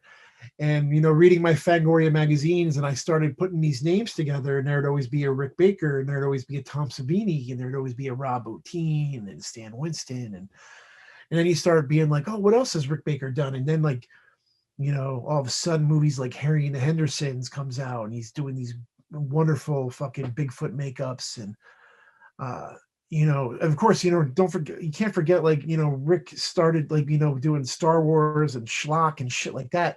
But if it wasn't for Dick Smith, who he learned from, there'd be no Rick Baker, the way that we know it. So let's talk about Dick Smith for a minute. The Exorcist, the makeup that he does on Father Maron is so amazing. The old age makeup on Max von Sydow is, you can't even tell that's a 30-something-year-old man. He looks like an old man, like it's perfect. Yeah, for sure. I didn't realize, I remember watching Taxi Driver, when De Niro has the mohawk, that's a bald cap. It was just so, in the blood, his blood, the Godfather, he's shooting somebody in the face and doing all this shit. It was just amazing. Altered States, so it's really hard to pick because I really, really, really love Rick Baker. But you know what? Dick Smith is a captain in Coke. Okay, so we got the final four. That puts Jack Pierce versus Stan Winston. Okay, Jack Pierce. Okay, and then we got Savini versus Dick Smith. Tom would want me to pick Dick Smith, so I'm going to pick Dick Smith. I figured. I remember he always tell that he was basically always referenced him. Absolutely, and taught by Dick was so wonderful with teaching and telling and spreading his love about special makeup effects, and that's why Tom's so grateful to him. And then the final, we got Jack Pierce versus Dick Smith. All right, so as Frankenstein is like one of the most important things in my life and influence on me. If it wasn't for Jack Pierce, I would not have that. But if it wasn't for Dick Smith, we wouldn't have Rick Baker. We wouldn't have Stan Winston. We wouldn't have Rob Bottin. We wouldn't have Tom Savini. So I'm gonna say Dick Smith is the winner. As much as Jack Pierce is, has created the most iconic makeup, Dick Smith has perfected and taught so many people. Like, that legacy is just untouched. Well, they all have different styles too, Oh, yeah, absolutely. There's some guys I didn't include. Like, I thought about K&B and Buchler, and who else? There's like 3 or 4. I mean, I could go more to some digital too, like Phil Tippett, but I was like, I'm just going to keep it like these guys I think fit that. And I know that you're a big fan of those. Did I pick your 8 favorite? You did. Absolutely. I know. Jeremy Cruz is up there too. But I didn't want to include Marcus Cook and Jeremy Cruz, and then it starts getting like kind of weird, like to the point where you're like, well, Jeremy's not as good as Tom's. You know what I mean? Well, I mean, again, everybody is good at what they do. Yeah. And Jeremy was amazing at making amazing things out of garbage. So, I really appreciate this. I did have some fan questions I'm finding here. Let me find some people I asked, and some of the questions are your kind of typical stuff. We can glance. I won't read all of them because I know we covered a lot of it. Is there anything else you wanted to say about August Underground or anything before that? No, happy birthday, August Underground. And 20 years, and you got people are still excited and still talking about it. And I can't thank the fans enough, for the support and the love for this itty bitty little movie, that I made back in 2001. So it's pretty cool. It is pretty cool. And like I said, when you go down on that rabbit hole, there's it's in the top 10 of all time, like of disturbing movies of all time. I'm not just talking, and there's only been one added to that list within the last, maybe 2 in the last 20 years. Yeah. So, I mean, when you go to it's like Men Behind the Sun, Cannibal Holocaust, August Underground, Last House on the Left, you got to hit all of them. And then you're just like, I get it. It's thank you for feeling that way. It's again, to be able to create art that has had this longevity is just it's an artist's dream. That's what we all strive for, is to make something that will outlast us. Yeah. Like Gunnar Hansen's not around anymore, but you know what? His iconic character will always be around. Oh yeah. And you know, to have that kind of presence and power is just priceless. Well, there's the thing. I when you see people online, it can drive you crazy if it lets you bother you. But people will be like, "Am I the only one who thinks Texas Chainsaw Massacre is awful?" Or insert classic movie that history has already spoken. It doesn't matter how many smart people or people that think they're smart say this movie sucks. History's already fucking spoken. Texas Chainsaw, one of the greats, top 5 horror movies of all time. Doesn't fucking matter. So just keep those opinions to yourself. Everyone's got one where they're like, I don't like that movie. Just shut the fuck up. I'm sorry. Nobody cares.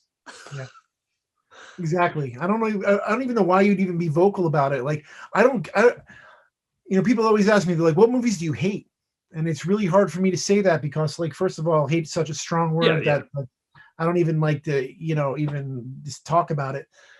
But no, somebody worked really hard. Lots of people worked really hard, making this art. And sometimes it's not that good.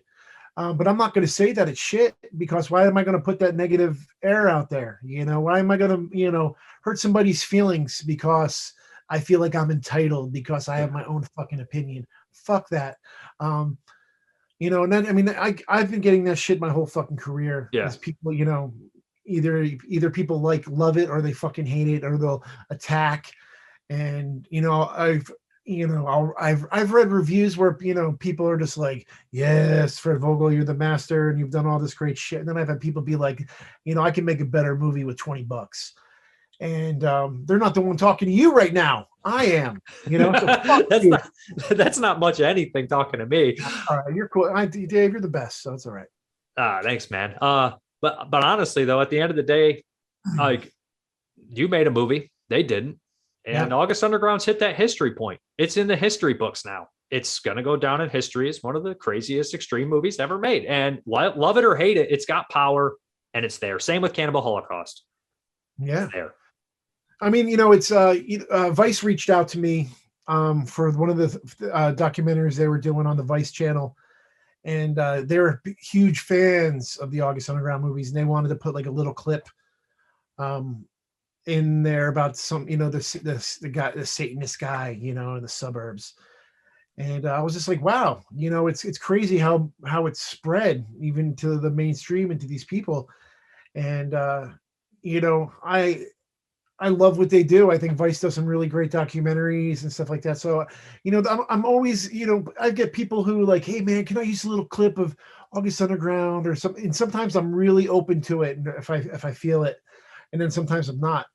So I'm very protective of it, because again, it's my kid. It's like, who do I want you to go play with tonight? If you, the last thing you want to do is fuck with August Underground.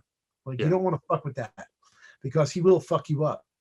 And but sometimes he can be fun to play with. So just like the character in the movie. Yeah. So we'll get into the questions. So some of them are just like basic stuff we covered. Kyle Thomas asks, he's like, ask him about his wrestling collection. He has some awesome figures. Like, I don't know you. I see the figures right there. Oh my God, yes. I collect wrestling figures. The LJN rubber wrestling figures from back in the day are my favorite. And I have a full collection of mint rubber wrestling figures that it took me a few years to get, but it's just something that I love. And I love 80s wrestling. I grew up, watching 80s wrestling. I got to see Hulk Hogan beat the Iron Sheik, in 1984, the birth of Hulkamania. Like, growing up in New Jersey, the Meadowlands Arena was right there. Madison Square Garden was right there. The Philadelphia Spectrum was right there. So, I mean, I was able to go to a lot of wrestling as a kid, and I still love it to this day. And I'm very lucky that, Tom has a relationship with the WWE, and my buddy Jason Baker, who's doing a lot of the makeup for the WWE for like Bray Wyatt. So, wrestling's still a big part of who I am, and I always, I still have a love for it for sure. Nice. So I mean, I see all of them back there. I remember you were still trying to find like it was a Sergeant Slaughter was the last one you got, and then there was like a variant of Hogan. It's just I know what Yeah. it is though. Being a Yeah. collector, man, you get sick and you just gotta have it. Well, you know what? This is my last collection. Because it finally comes a time, where I just have to say, I don't have any children. Where's all my shit gonna go? And that's like one thing that's been a big realization, because I've always collected. I've had movie posters and movies and records and wrestling figures and baseball cards and whatever. So now I kind of got to the peak to where I got everything that I really want, and now it's more about enjoying my life and having experiences. And I'd love to travel with Shelby and go on vacation and go see concerts and things like that. So hopefully, with the world kind of being all fucked up right now, we could still do some of that shit. Yeah, my money towards that. I think I need to start doing that. Yeah, because you can't watch it all, man. Can't listen to it all. Like I got 2,000 fucking records, and I'm like, I got to slow down because I can't listen to all of them. You get burnt out too. Yeah.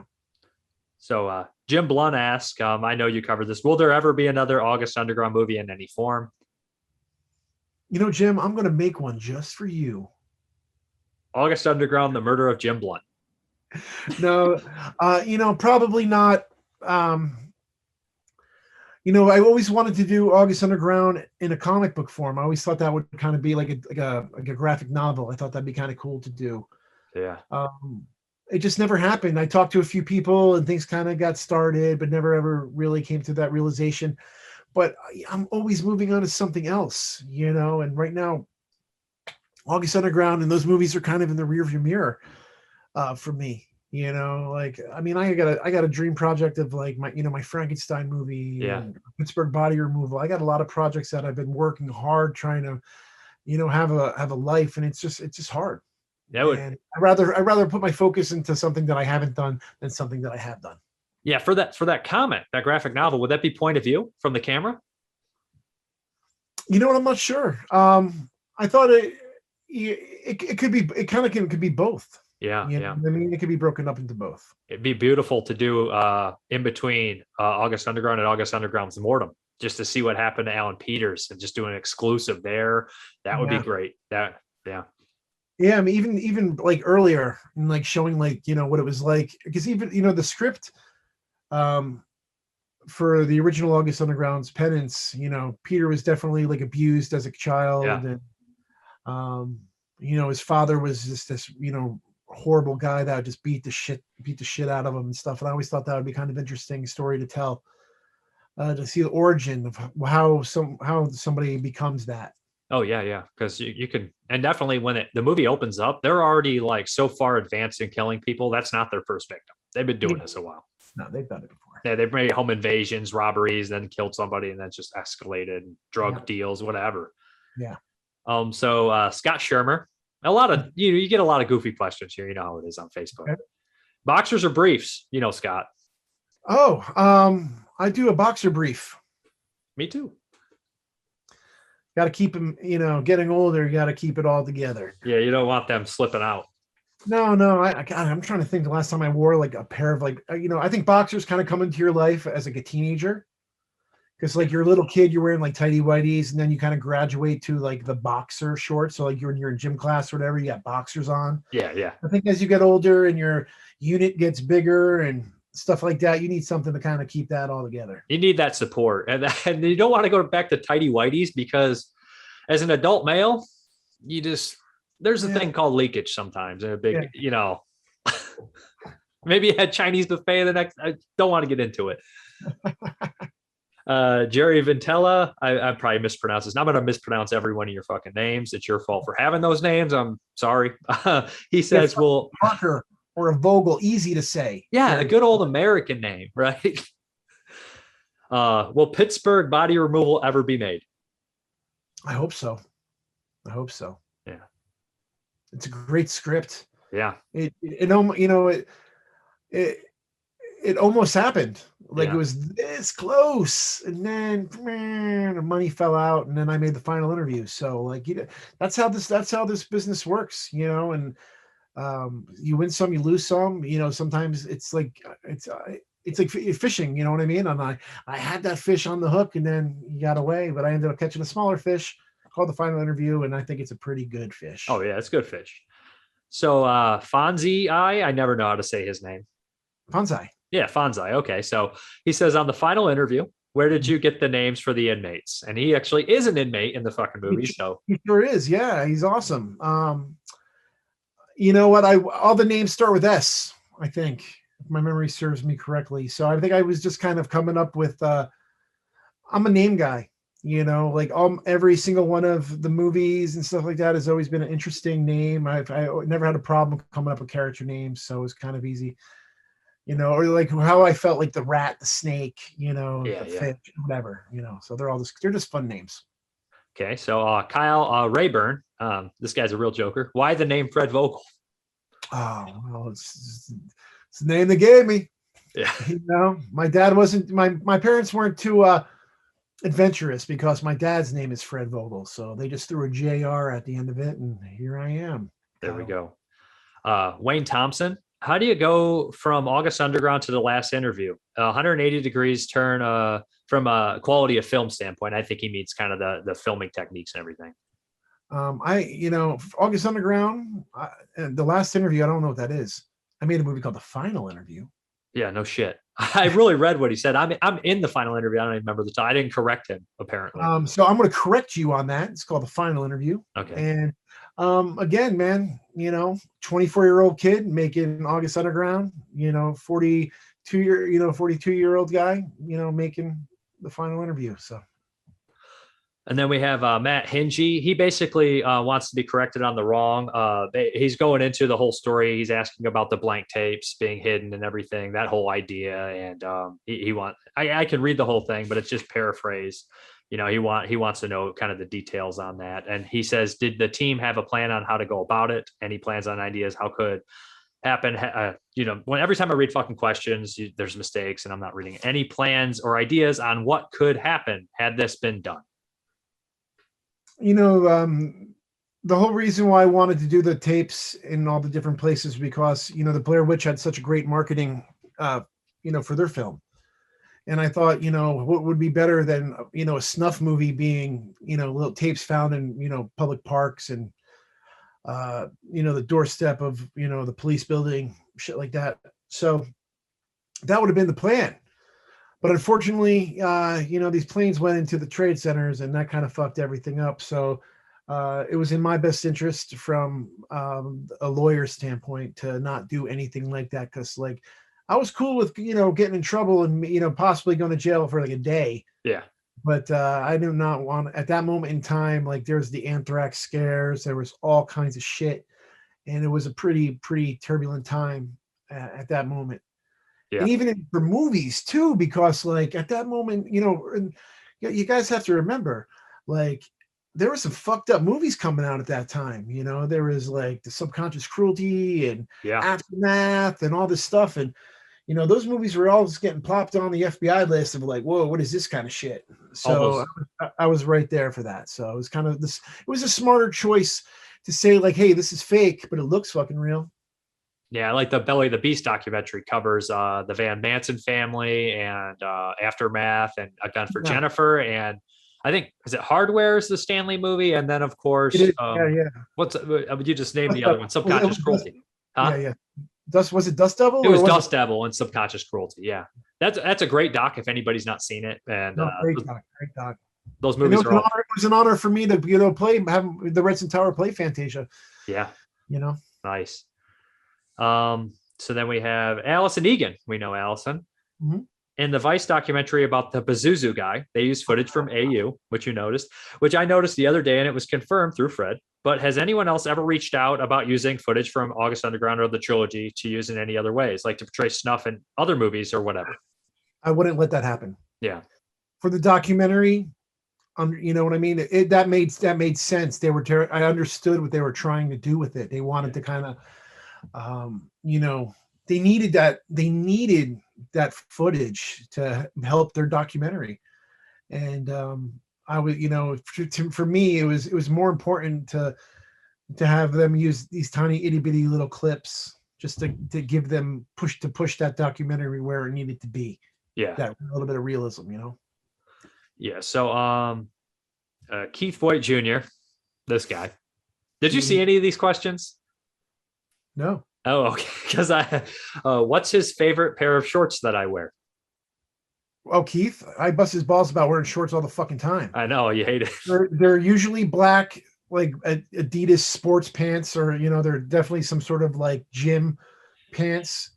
It could be, he could be going to a formal dinner and he'll have gym shorts on, a fuck the police shirt, and a pair of goddamn sandals. And I give him crap all the time. Like, put some pants on and some shoes. Like, you're coming out with me tonight. That fuck the police shirt, man. Like, I get it, but like after a certain age, it's like I can't wear stuff like that. I just look at it, I'm like then the cops are walking by, I'm like, man, come on, bro. Like, it's just fucking like I can't do it. I could never wear that.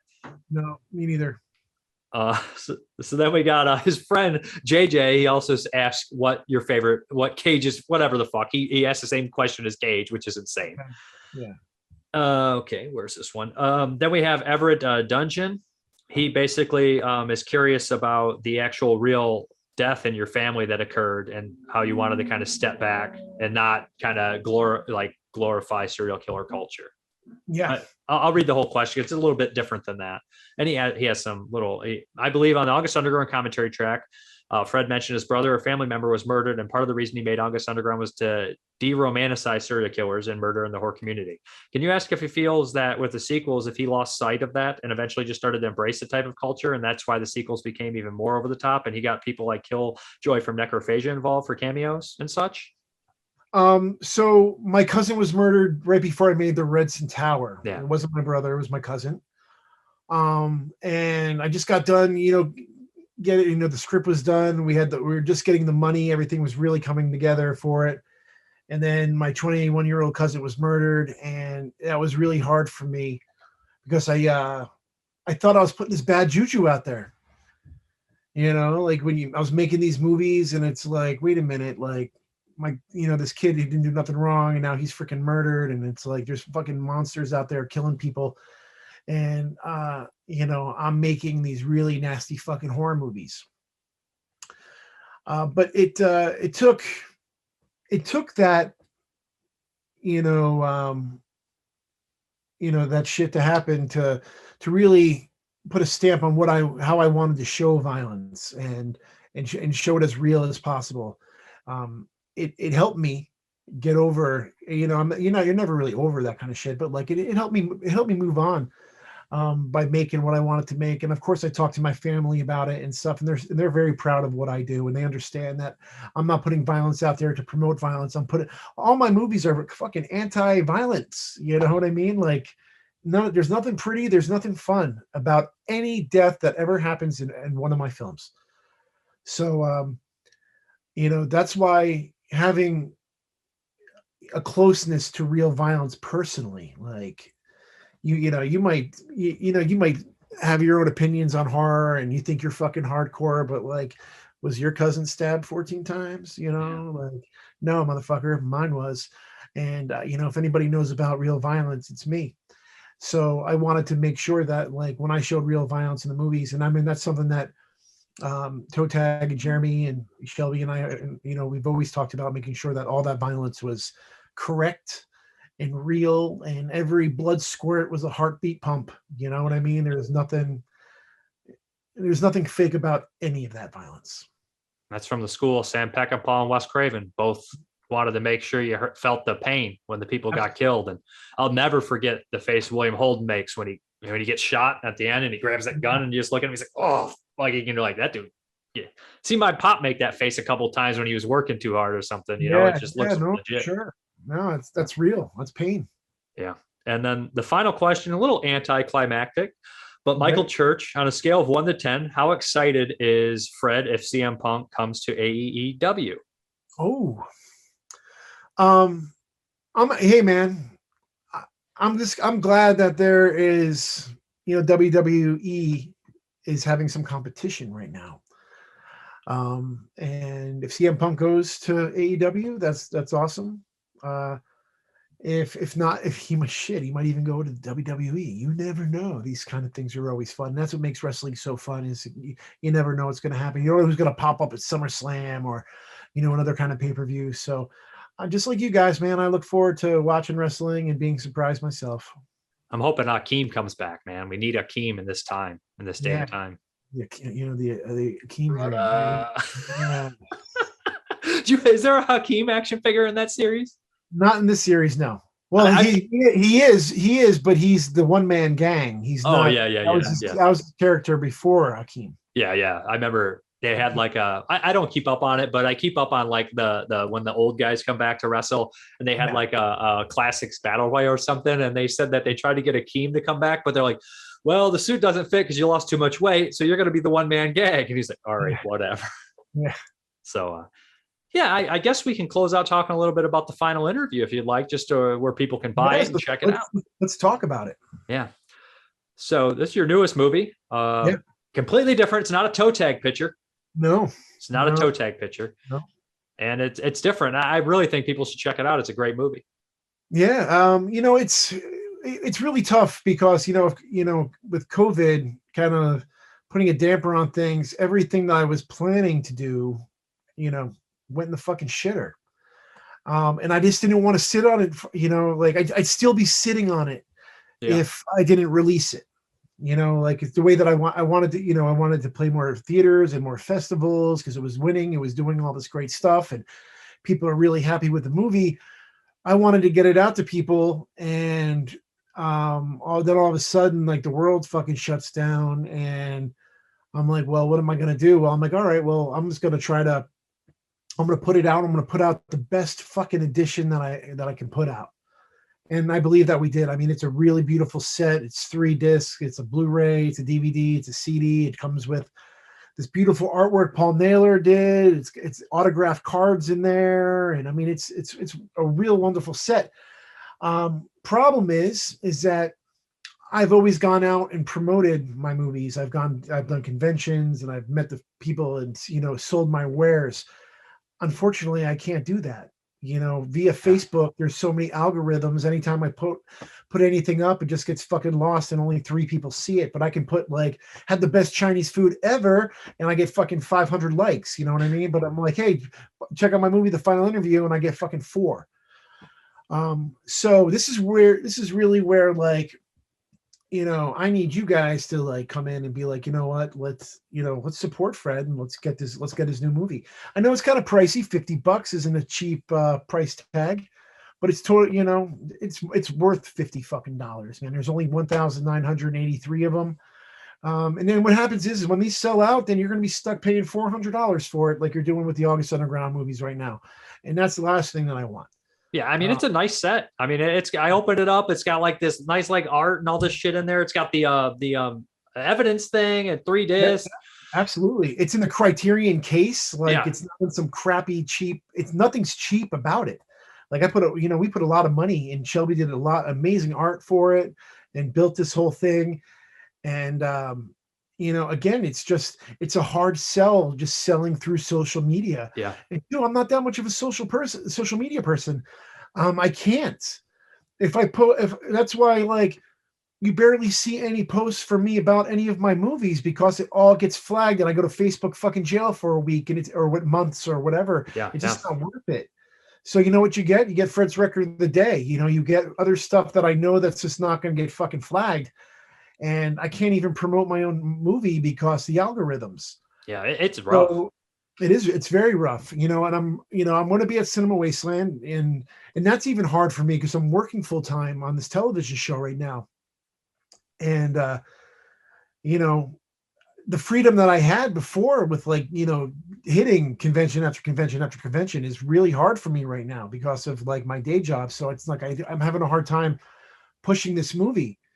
And what I really need is I just need the fans to get behind it and, start talking about it and, writing reviews or whatever. And just kind of, if you like the movie, talk about it.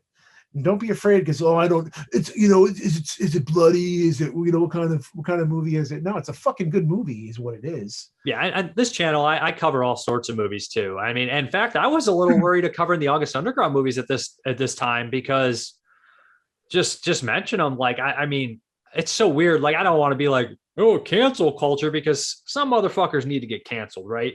Let's be honest. Some people they gotta go. You gotta go. But it's just a point now. Like, if you say something like showing that, like, just get my whole channel taken down at points. I try to be a little bit more careful. I try to follow the rules to a certain extent. I mean, we're living in a different time, and I totally get it. I totally get it.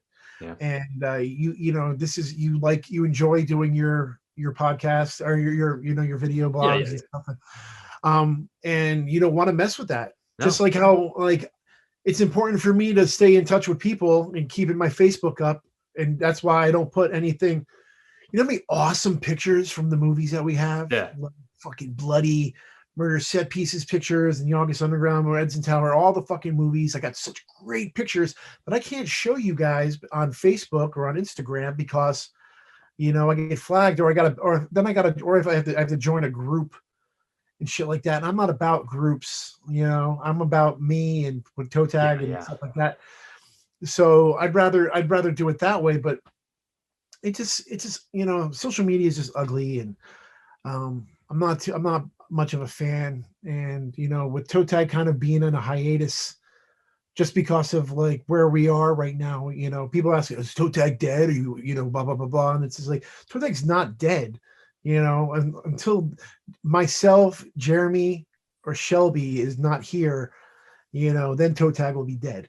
Yeah. But while we're still here, toe tag is still here. We're just doing something else right now.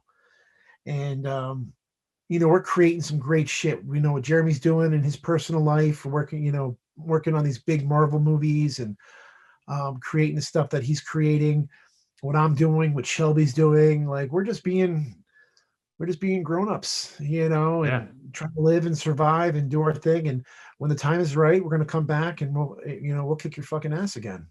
Yeah. And also, just to say this, like, this is a truly great movie. It's one of the more movies, like, right at the drop of the hat. Like, you offered me the role, or we were talking about it, or maybe Cage said something. Well, why don't you ask Dave? Because me and Cage are friends. And he's like, man, you might be right. So right when you asked, I was like, yep, I'm going to do it right away.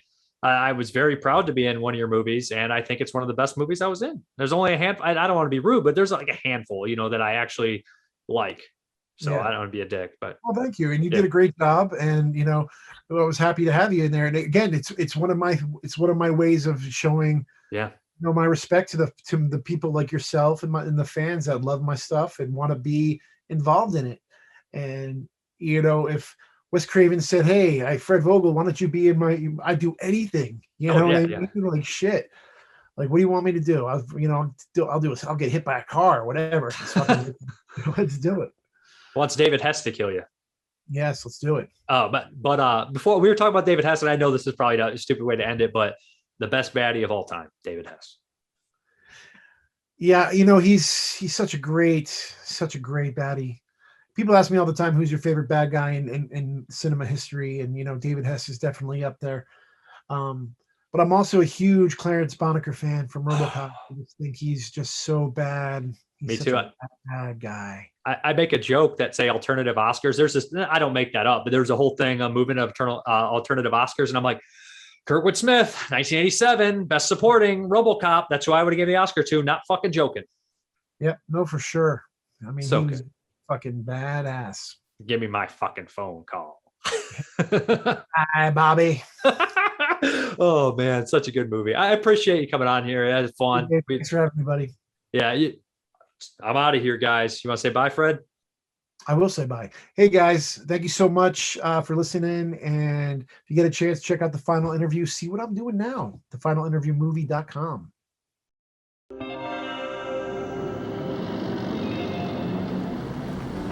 You ready to face off with the devil tonight? The devil? So how's Tidman? Is he ready? Ready to die, if that's what you mean. He's a run-of-the-mill loony. He painted a room with his father's blood. This room gives me a bad vibe.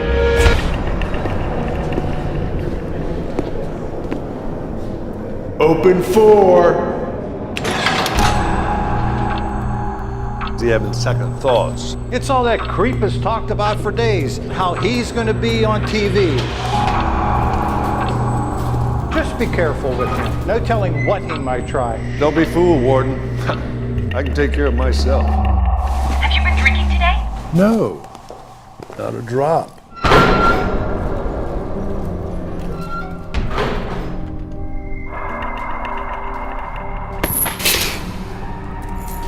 I'm pleased that you could make it.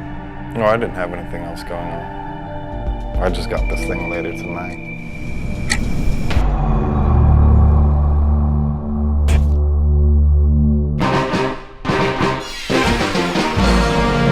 This is Oliver Ross, and welcome to a special edition of the Ross Perspective. Tonight is the night of Darius Tidman's execution by lethal injection for the grisly murder of 20 innocents. You owe me. They wanted Guy Oakley, but I insisted. Nobody's gonna switch the channel. I promise you fireworks. You describe your crimes as some sort of a beautiful journey. If there wasn't something beautiful at the heart of it, I wouldn't have done any of it. It's suffering. Oliver. Get your head in the game. Pull it together. Get into his head. Darius, tell me about the night that you reached your limit and killed. I got on top of him. I looked directly into his eyes. And he finally saw my true face. A demon. You enjoyed it, didn't you? Yes. You're evil. What's going on? Somebody's gonna die tonight. And I can't wait.